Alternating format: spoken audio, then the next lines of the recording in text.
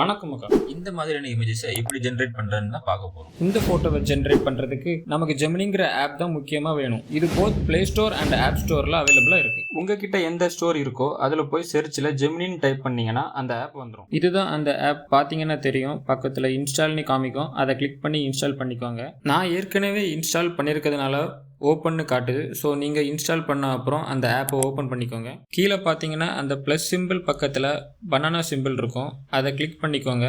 இப்போது அந்த ப்ளஸ் ஆப்ஷனை கிளிக் பண்ணி உங்களுக்கு எந்த இமேஜ் வேணுமோ அதை செலக்ட் பண்ணி ஜெமினியில் இன்சர்ட் பண்ணிக்கோங்க.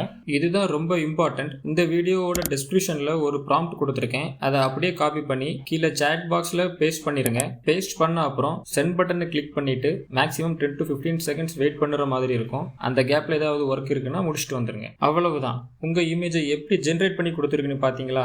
செம்மையா இருக்குல்ல? இந்த இமேஜை எப்படி டவுன்லோட் பண்ணுறதுன்னா, ஜென்ரேட் ஆன இமேஜை கிளிக் பண்ணிட்டு டாப் ரைட் சைட் கார்னர்ல டவுன்லோட் ஆப்ஷன் இருக்கும். இப்படியும் டவுன்லோட் பண்ணிக்கலாம். இது ஒரு வழி. இன்னொன்று, நீங்கள் ஜென்ரேட் பண்ண இமேஜை டேப் பண்ணி லாங் ப்ரெஸ் பண்ணிங்கன்னா அப்போ கூட டவுன்லோட் ஆப்ஷன் காமிக்கும். அப்படி கூட நீங்கள் டவுன்லோட் பண்ணிக்கலாம்.